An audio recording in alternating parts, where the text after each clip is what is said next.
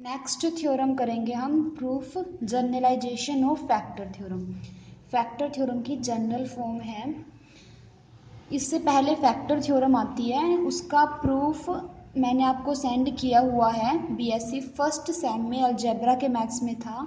बहुत ही easy theorem है और उसके ऊपर बेस्ड एक एग्जाम्पल भी मैंने आपको सेंड किया था, तो आप उसको वहाँ से पढ़ लेना। आपने एमएससी फर्स्ट सेम में भी एब्स्ट्रैक्ट अलजेब्रा में की थी वो। अगर आपको कुछ भी समझ ना आए तो मुझे बता देना, ठीक है, फिर मैं वो करवा दूंगी। तो पहले हम करेंगे जनरलाइजेशन ऑफ फैक्टर थ्योरम। इस थ्योरम की स्टेटमेंट देखो, लेट पी एक्स कोई भी पोलिनोमियल है n डिग्री की, ठीक है, जहाँ पर जो ए एन है ये नॉन ज़ीरो है, ए एन नॉन ज़ीरो है, ठीक है। Be a polynomial of nth degree with real और complex coefficients.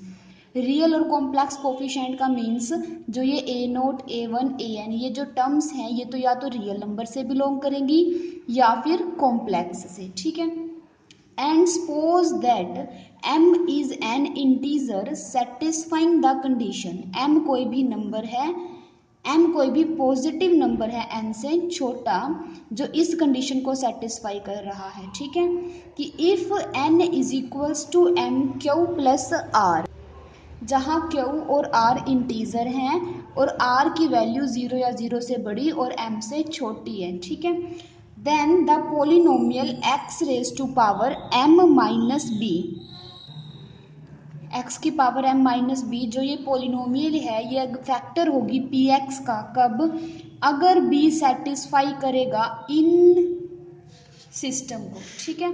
If b satisfies following system of m polynomial equation, अगर जो b है वो इन इक्वेशंस को सेटिस्फाई करे, कितनी इक्वेशंस को, m इक्वेशंस कैसे हैं, ये 0 से लेकर m माइनस वन तक है। टोटल इक्वेशन तो कितनी हो जाएंगी, टोटल इक्वेशन 0 से लेकर m माइनस वन तक, टोटल m, ठीक है। तो अब इसका प्रूफ करेंगे, देखो, वी रीअरेंज द नंबर्स के 0 से लेकर n तक, जो ये नंबर हैं 0 से लेकर n तक, हम इन नंबर्स को रीअरेंज करेंगे, ठीक है। वेयर n इस कंडीशन को सेटिस्फाई कर रहा है कि q m plus r and the sum of the corresponding terms, और जैसे हम रीअरेंज करेंगे उसके बाद हम उसका सम निकालेंगे इस फॉर्म में, ए के इंटू एक्स की पावर के, ठीक है। टेबल में दिखाते हैं अब आपको, देखो इस तरीके से अरेंज किया हुआ है 0 से लेकर n तक के नंबर को। 0 से लेकर r तक यहाँ लिखा, r प्लस वन से लेकर m माइनस वन तक सेकेंड टेबल में, फिर m से लेकर m प्लस r तक फर्स्ट टेबल में, फिर m plus r plus one से लेकर 2m माइनस वन तक नेक्स्ट टेबल में। इसी तरीके से चलते जाएंगे तो लास्ट में देखो q minus one into m से लेकर q minus one into M plus r तक, यहाँ पर हम इसे प्लस 0 करके भी लिख सकते हैं, तो इस r तक यहाँ, और आगे देखो r प्लस वन से लेकर m माइनस वन तक यहाँ, ठीक है। उसके बाद क्यू एम से लेकर क्यू एम प्लस आर तक यहाँ, ठीक है। तो टोटल हमने ये n नंबर लिख दिए क्योंकि क्यू एम प्लस आर की वैल्यू कितनी थी, n थी, तो हमने 0 से लेकर n तक के नंबर को इस तरीके से टेबल की फॉर्म में लिख लिया, ठीक है। दो टेबल में हमने लिख लिया इसको। अब देखो क्या किया, समीशन, सम कर दिया। फर्स्ट कॉलम का जब हम सम करेंगे तो देखो इसके कोफिशिएंट को, यहाँ पर हमने j पर समीशन वेरी करवाया है, j 0 से लेकर q तक है, ठीक है। देखो a j m x raise to power m j, इसकी तो हमने खुद से मल्टीप्लाई कर दी, और जो इसके कोफिशिएंट है ना ये वाली चीज, इनका सम कर दिया। देखो कैसे किया है, देखो ये सारे m के मल्टीपल हैं, 0 into m, 1 into m, q minus 1 into m और क्यू एम, ठीक है। तो यहाँ पर हमने जे ए जे एम लिख दिया इसको, ठीक है। अब जो जे है वो कहाँ से कहाँ तक वैरी कर रहा है, 0 से लेकर क्यू तक, तो यही लिखा है कि जे 0 से लेकर क्यू तक A J M X raise to power M J. इसी तरीके से सेकंड कॉलम में भी हम सम करेंगे, तो कैसे करेंगे, देखो यहाँ पर कैसे हो रहा है कि ए जे प्लस वन आ रहा है ना सभी टर्म्स में। फर्स्ट टर्म को हम लिख सकते हैं 0 into M plus one, 1 into M plus one, q minus 1 into M plus one और क्यू एम प्लस वन। तो हमने यहाँ पर इसके सफिक्स में क्या लिखा है, ए जे एम प्लस वन, जहाँ पर जे कहाँ से कहाँ तक वेरी करेगा, 0 से लेकर एम तक, ठीक है, सॉरी 0 से लेकर क्यू तक, क्योंकि एम तो मल्टीपल में है ही, तो 0 से लेकर 1 2 अप टू क्यू तक, ठीक है। तो 0 से लेकर क्यू तक A J M plus one X raise to power, एक्स की पावर भी हमने यही करनी है जो ए के सफिक्स में है, ठीक है, जे एम प्लस वन। इसी तरीके से हम +2 वाले कर देंगे और लास्ट वाले कॉलम को भी सम करके इस तरीके से लिख देंगे, ठीक है। तो हमने ये वाली चीज़ बना ली। इसी तरीके से हम सेकंड कॉलम में भी क्या करेंगे, सेकंड टेबल में भी सभी कॉलम्स का सम करेंगे। देखो फर्स्ट में क्या होगा कि 0 into M plus are plus one, तो यहाँ पर जो सॉफिक्स हम किस तरीके से लिखेंगे, यहाँ पर क्या है 1 into M plus are plus one, last में Q minus 1 into M plus are plus one, ठीक है। ये इस तरीके से जा रही है टर्म। तो हमने क्या कैसे लिखा इसको कि जो j है उसकी वैल्यू देखो 0 से लेकर कहाँ तक जा रही है, q माइनस वन तक, और a j यहाँ पर m plus are plus one, ठीक है, पावर में भी यही चीज़ सेम इस तरीके से हम सेकंड कॉलम में भी लिख देंगे। यहाँ पर J M plus are plus two हो जाएगा, जैसे यहाँ पर 1 था ना, यहाँ पर 2, और यहाँ पर लास्ट में हम क्या लिखेंगे, J M plus M minus one, ठीक है। इस तरीके से हमने इसको लिख दिया। देखो लास्ट कॉलम को थोड़ा ओपन करके बताती हूँ। तो 0 into M plus M minus one लिख सकते हैं हम इस टर्म को। इसको हम कैसे लिख सकते हैं, 2m माइनस वन है तो इसको हम लिख सकते हैं m plus M minus one, ठीक है, 1 into M plus M minus one.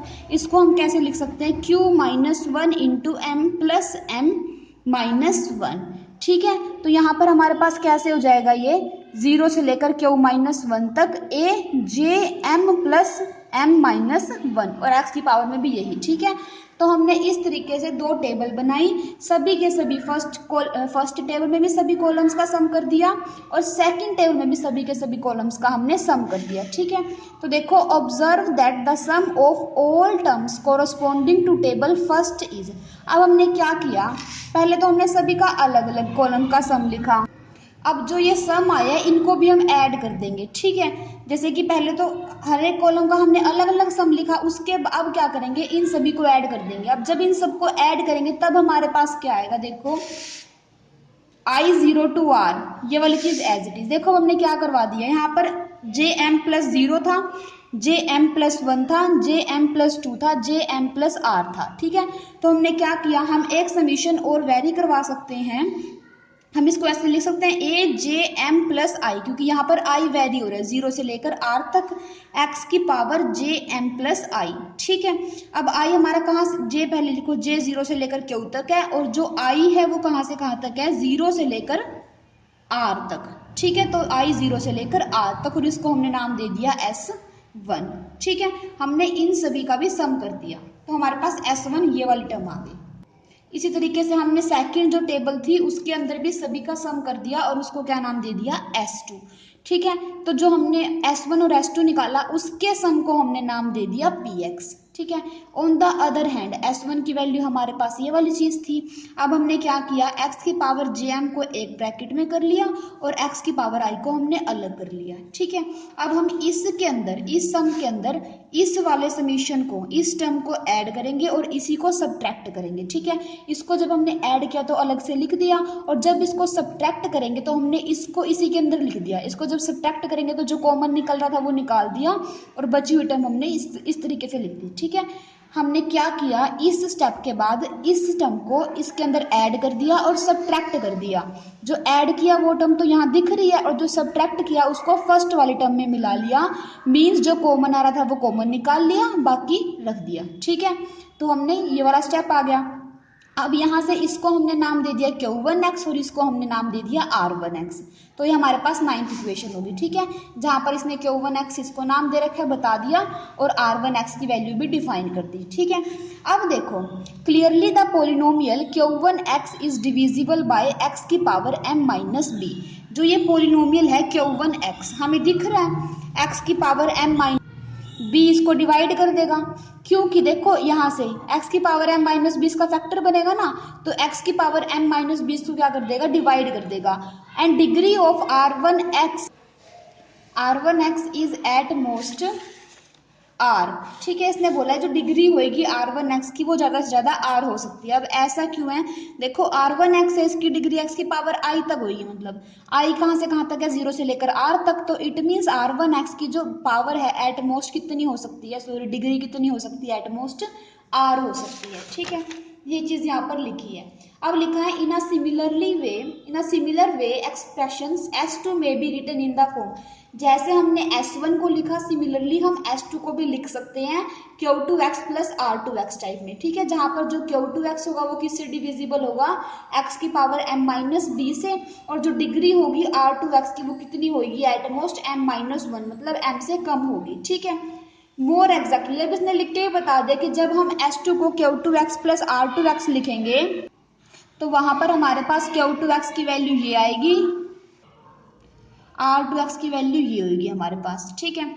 Q2x की वैल्यू ये और R2x की वैल्यू ये, कब, जब हम S2 को लिखेंगे जैसे हमने सेम S1 में किया था वैसे, ठीक है। अगर आपको ये चीज़ याद ना रहे तो आप इसको स्किप भी कर सकते हैं, इसका कोई भी यूज़ नहीं है प्रूफ में, ठीक है।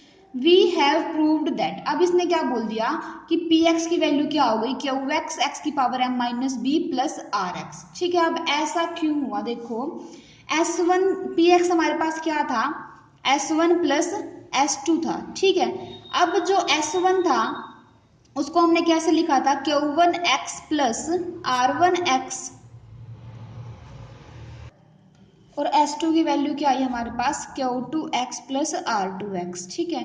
अब यहाँ से हमें पता है जो Q1x और Q2x है इन दोनों को x की power m minus b divide करेगा, ठीक है। तो यहाँ से हम इसमें से फैक्टर कॉमन निकाल सकते हैं वो वाली चीज़, तो हमारे पास क्या आ जाएगा, Q1x प्लस Q2x, आप इसको ना डैश नाम दे दो क्योंकि इसके अंदर से हमने क्या कॉमन निकाल लिया, x की पावर m माइनस बी, क्योंकि x की पावर m माइनस बी दोनों को ही डिवाइड कर रहा था, ठीक है। प्लस में क्या बचेगा हमारे पास, R1x प्लस R2x, ठीक है। ये वाली चीज़ बच जाएगी हमारे पास। अब देखो इसको इसने क्या नाम दे दिया, Qx, यहाँ पर डैश कर लो यहाँ पर भी, क्योंकि हमने x की पावर m माइनस बी को बाहर निकाला जिससे हम डिवाइड कर रहे थे तो वो क्वोशंट आ गया, ठीक है। और रिमाइंडर हमारे पास जो, सॉरी साइड में जो हमारे पास टर्म बच रही थी R1x प्लस R2x बच रही थी, इसको हमने क्या नाम दे दिया, Rx, ठीक है। जहाँ पे दोनों की डिग्री क्या है, लेस देन m होगी, डिग्री ऑफ Rx जो होगी वो लेस देन m होगी, ठीक है। अब देखो in other words the reminder of dividing P x by x की पावर m माइनस बी, कि जब हमने पी एक्स को x की पावर m माइनस बी से डिवाइड किया तब जो रिमाइंडर हमारे पास आर एक्स आया ये, तो यहाँ पे क्या लिखा है, in other words the reminder of dividing P X by X की power m minus B is R x, ठीक है। तो हमारे पास ये वाली चीज़ आ गई, तो इसका मतलब क्या है कि जब हमने पी एक्स को x की पावर m माइनस बी से डिवाइड किया तब हमारे पास जो रिमाइंडर है वो क्या आया, आर एक्स आया, ठीक है। वही चीज़ लिख रखी है जहाँ पे आर एक्स हमारे पास R1x प्लस R2x है। अब बोला है thus r x is equal to zero, जो आर एक्स रिमाइंडर है ये पोलिनोमियल है, ये कब जीरो होगी, अगर इसके कोफिशिएंट क्या हो जाए, जीरो हो जाए। और कोफिशिएंट जीरो कब होंगे, this holds if b satisfy equation number second and third, ये है हमारे पास इक्वेशन नंबर सेकंड और थर्ड, अगर बी इसको सेटिस्फाई कर जाता है तो कोफिशिएंट जीरो हो जाएंगे हमारे पास, ठीक है। तो ये वाली चीज़ यहाँ पर लिखी है, b satisfy question number second और थर्ड, और यही चीज़ हमें प्रूफ करनी थी तो हमारी थ्योरम प्रूफ हो गई, ठीक है। ये जनरल प्रूफ था, sorry generalised of factor theorem, ठीक है, आपकी ये कंप्लीट होती है।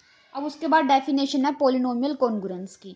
देखो let p x be N integral polynomial, p x हमारे पास कोई भी इंटेग्रल पोलिनोमियल है, इंटेग्रल पोलिनोमियल का मतलब है कि जो पोलिनोमियल है उसके जो कोफिशिएंट है वो इंटीजर्स होंगे, ठीक है। देन द एक्सप्रेशन, तो ये जो एक्सप्रेशन है p x is congruent to zero mod n, इसे हम क्या कहेंगे, पोलिनोमियल कॉन्ग्रुएंस, ठीक है। अब इसके बाद बात होती है लीनियर कॉन्ग्रुएंस की, अगर पोलिनोमियल हमारे पास लीनियर पोलिनोमियल हो जाए, लीनियर पोलिनोमियल का मतलब क्या है कि एक ऐसी पोलिनोमियल जिसकी डिग्री 1 हो, ठीक है। तो a linear congruence is a polynomial congruence of the form A nought plus A one x, ठीक है। तो हमने पी एक्स की जगह क्या लिख दिया, A nought plus A one X, it means यहाँ पर हमने 1 डिग्री की लीनियर पोलिनोमियल लिख दी, ठीक है। तो अगर यहाँ पी एक्स की जगह लीनियर पोलिनोमियल आ जाए तो हम इसको क्या बोल देंगे, कॉन्ग्रुएंस को लीनियर कॉन्ग्रुएंस, ठीक है। दैट इज 1 डिग्री, ठीक है, degree 1, where the degree of the integral polynomial is 1। अब है degree of polynomial f x mod n, कि मोड एन के अंदर डिग्री ऑफ पोलिनोमियल कैसे निकालेंगे। देखो, लेट एफ एक्स हमारे पास कोई भी पोलिनोमियल है, b N integral polynomial. Integral polynomial का मतलब क्या है कि जो इसके कोफिशिएंट होंगे वो इंटीजर्स होंगे। Then degree of f x mod n, जब हमको उसकी डिग्री बतानी है मोड एन के अंदर, वो के कब कहेंगे, degree of f x mod n is k कब कहेंगे, जब एक्स की पावर के का जो कोफिशिएंट है ए के वो नॉन जीरो हो जाए। ठीक है, ए के congruent, sorry, a k is non congruent to zero mod n. ठीक है, मतलब जो ये ए के कोफिशिएंट है ये जीरो ना बने मोड एन में। ठीक है, देखो एग्जांपल करेंगे ना तो और क्लियर हो जाएगा। अब हमारे पास ये एफ एक्स है, यहाँ पर 4x कर लेना। एफ एक्स हमारे पास कोई भी पोलिनोमियल है, इंटेग्रल पोलिनोमियल मीन्स इसके सारे के सारे जो कोफिशिएंट है वो कैसे हैं, इंटीजर्स हैं। अब हमें इसकी डिग्री बतानी है, degree of f x mode 10। जब हम मोड 10 के अंदर बात करेंगे तब देखो x की पावर 4 की डिग्री 15 है, वो तो जीरो के कॉन्ग्रुएंट नहीं है, तो इट मीन्स इसकी डिग्री कितनी हो जाएगी मोड 10 के केस में 4। ठीक है, क्योंकि x की पावर 4 का जो कोफिशिएंट है वो नॉन जीरो है मोड 10 के केस में। अब जब बात मोड 5 की आएगी, मोड 5 के अंदर तो 15 जीरो होता है। ठीक है ना, मोड 5 के अंदर 15 कॉन्ग्रुएंट होता है जीरो के, तो इट मीन्स ये तो नहीं होगी 4, तो डिग्री नहीं हो सकती इस पोलिनोमियल की। अब x की पावर क्यूब का कोफिशिएंट देखा हमने, वो क्या है, 9 है। तो हमें पता है कि मोड 5 के अंदर तो जो 9 है वो तो नॉन जीरो होगा, क्योंकि 9 कॉन्ग्रुएंट नहीं होता जीरो के मोड 5 के केस में, तो ये तो नॉन जीरो नंबर है मोड 5 के केस में। तो इट मीन्स इसकी जो डिग्री है वो कितनी हो जाएगी 3। कब, जब हम मोड 5 के अंदर काम करेंगे। अब देखो मोड 3 के अंदर जब काम करेंगे तो हमें पता है कि 15 कॉन्ग्रुएंट होगा जीरो मोड 3 में। अब 9 भी कॉन्ग्रुएंट होगा जीरो मोड 3 में, क्योंकि हम जब 9 को 3 से रिड्यूस करेंगे तो उनसे जीरो आएगा ना, तो ये भी चीज जीरो बन गई। बचेगा क्या, ये वाली चीज, तो इसकी डिग्री कितनी हो जाएगी 2 हो जाएगी एफ एक्स की, कब, मोड 3 के अंदर। ठीक है, अब है root of f x mod n. Root कैसे बताएंगे, वही बात है कि कोई भी नंबर पुट करेंगे पोलिनोमियल के अंदर, अगर मोड एन के अंदर वो जीरो बन रहा है तो वो रूट बन जाएगा, और अगर मोड एन के अंदर वो जीरो नहीं बन रहा तो वो रूट नहीं बनेगा। ठीक है, सिंपल है। अब मैं एग्जांपल ही बता रही हूँ, आप पढ़ लेना इसको। हमने ये कंसिडर कर लिया एफ एक्स मोड एन, जहां पर एफ एक्स ये है, तो हमें बताना है इसके रूट कौन कौन से होंगे। मोड 5 के अंदर काम है तो किस किस को चेक करेंगे, जीरो को चेक करेंगे, 1 को, 2 को, 3 को, 4 को। ठीक है, क्योंकि 5 से बड़े नंबर लेंगे तो वो इनमें से किसी के कॉन्ग्रुएंट हो जाएगा। अब हमने जब जीरो पुट किया तो इसके अंदर तो हमारे पास -3 आ गया, तो मोड 5 के केस में -3 तो जीरो के कॉन्ग्रुएंट नहीं होता, तो ठीक है, ये माइनस जीरो रूट नहीं बना इसका। अब हमने 1 पुट किया तो 1 पुट करते हैं आंसर 0 आ गया, तो 1 हमारे पास रूट बन गया। 2 पुट किया तब 5 आ गया। 5 किसके कॉन्ग्रुएंट होता है मोड 5 के अंदर, जीरो के कॉन्ग्रुएंट होता है, तो इट मीन्स 2 भी इसका रूट बनेगा। सिर्फ यही चीज ध्यान रखने की है कि जो भी आंसर है इसको 5 से रिड्यूस करके देखना है हमें, कि जीरो बन रहा है तो वो रूट बन जाएगा, और अगर जीरो नहीं बन रहा तो वो रूट नहीं बनेगा। अब इसी तरीके से हमने जब 3 लिखा तो 12 आ गया, तो 12 तो जीरो के कॉन्ग्रुएंट नहीं होता, तो इट मीन्स 3 रूट नहीं है। इसी तरीके से 4 भी रूट नहीं बनेगा। तो इसके कौन कौन से रूट आए, 1 और 2। ठीक है, अगर मान लो मोड 5 की बात ना करते हम तो सिर्फ इसका रूट कौन आता, 1। ठीक है ना, अब यहाँ पर हम मोड 5 की बात कर रहे हैं तो यहाँ पर 2 भी इसका रूट बन जा रहा है। क्यों, क्योंकि मोड 5 के अंदर जो 5 है वो भी क्या होता है, 0 होता है। तो x इज इक्वल टू 1 और 2 तो इसके रूट हैं, बट 0, 3, 4 इसके रूट नहीं है। अब नेक्स्ट हमारे पास एग्जाम्पल है, हमने चेक करना है मोड 15 के अंदर। मोड 15 को हमने ब्रेक कर लिया 5 इंटू 3 में। अब देखो मोड 15 को हमने ब्रेक कर लिया, अगर ब्रेक ना करते तो 0 से लेकर 14 तक के नंबर हमको चेक करने पड़ते, जो कि बहुत लंबा काम था। तो इस वजह से हमने 15 को ब्रेक कर लिया 5 इंटू 3 में। तो पहले मोड 5 में चेक कर लेंगे, फिर मोड 3 में चेक कर लेंगे। तो सबसे पहले देखो एफ एक्स हमारे पास ये पोलिनोमियल है, हमने ये कॉन्ग्रुएंस कंसीडर कर लिया। अब देखो हमें मोड 5 के अंदर काम है तो किस किस को चेक करना होगा, 0 को, 1 को, 2 को, 3 को, 4 को। अगर आपको 3 और 4 बड़े नंबर लग रहे हैं तो आप 3, 4 को रिड्यूस कर लो फर्दर 5 से। जब हम 3 को 5 से रिड्यूस करेंगे तो हमारे पास -2 आएगा, और 4 को जब रिड्यूस करेंगे 5 से तो हमारे पास -1 आएगा। तो हम चाहें तो 0 प्लस -1 और प्लस -2 इन नंबर को चेक कर लेंगे। ठीक है, पूरे 0 से लेकर 4 तक को चेक करने की बजाय। अब हमने f के अंदर 0 पुट किया, 1 पुट किया, -1, -2 और 2 पुट किया, तो हमारे पास ये नंबर आ गए। इसमें से कोई भी 0 नहीं बन रहा मोड 5 के केस में, तो इट मीन्स इसका कोई भी रूट नहीं है। तो f x is congruent to 0 mod 5 has no solution, क्योंकि कोई भी नंबर पुट करने के बाद हमारे पास आंसर 0 नहीं आ रहा। ठीक है, अगर मोड 5 का कोई भी सोल्यूशन नहीं है ना, तो मोड 3 का भी कोई सोल्यूशन नहीं होगा। ठीक है, तो हमको अलग से चेक करने की जरूरत नहीं है अब। तो f x is congruent to 0 mod of 5 has no solution since 5 divide 15 it follows that there is no solution of this. 15 का भी कोई भी सोल्यूशन नहीं होगा अगर मोड 5 का ही नहीं है तो, ठीक है। तो कितना शॉर्ट हो गया ना हमारा काम। इसके बाद डेफिनेशन है दो पोलिनोमियल के कॉन्ग्रुएंट होने की, ठीक है। Two polynomials f and g is called congruent. दो पोलिनोमियल है एफ और जी, उसको कॉन्ग्रुएंट कब कहेंगे? If the coefficients of corresponding terms of f and g are congruent modulo P.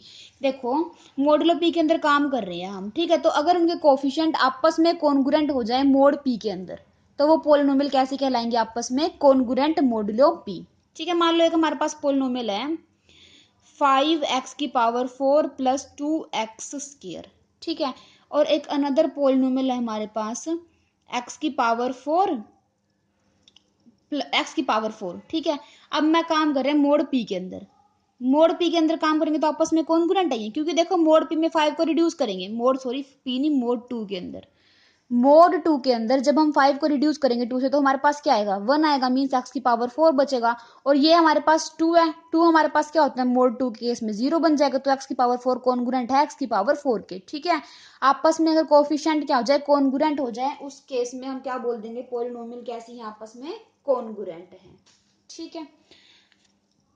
तो ये हमारे पास कॉन्ग्रुएंट की डेफिनेशन हो गई है। इसको हम किस तरीके से लिखते हैं कि f this is congruent to जिस जी पोलिनोमियल, ठीक है। कब? मोड पी के केस में। ये तो हमारे पास कॉन्ग्रुएंट की। अब अगर हमें बोला जाए इक्विवेलेंट पोलिनोमियल क्या होती है, तो देखो जैसे हमारे पास दो पोलिनोमियल है, उसके अंदर हमने कोई पर्टिकुलर वैल्यू पुट कर दी और उस वैल्यू के ऊपर दोनों की वैल्यू सेम आ रही है, ठीक है। उस पॉइंट के ऊपर दोनों पोलिनोमियल की वैल्यू सेम आ रही है, तो हम क्या बोल देंगे? वे पोलिनोमियल इक्विवेलेंट है। देखो if for any set of values, कि हमारे पास ये कोई भी पॉइंट है, ठीक है, कोई भी सेट है वैल्यूज का C1 C2 Cn, इसके ऊपर f पोलिनोमियल की वैल्यू c पोलिनोमियल के इक्वल आ रही है मोड p के केस में, ठीक है।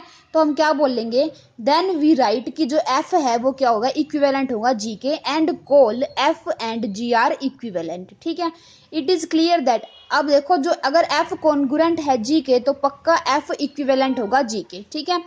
दो पोलिनोमियल अगर आपस में कॉन्ग्रुएंट हैं तो वे इक्विवेलेंट होंगी, बट कन्वर्स ट्रू नहीं है, ठीक है। इन जनरल जो कन्वर्स है वो ट्रू नहीं है। हो सकता है किसी केस में अगर इक्विवेलेंट इंप्लाई कर दे कॉन्ग्रुएंट को, ठीक है, बट इन जनरल ये ट्रू नहीं होता। तो ये आपके पास डेफिनेशन थी दो पोलिनोमियल के कॉन्ग्रुएंट होने की, और ये डेफिनेशन थी दो पोलिनोमियल के इक्विवेलेंट होने की, ठीक है।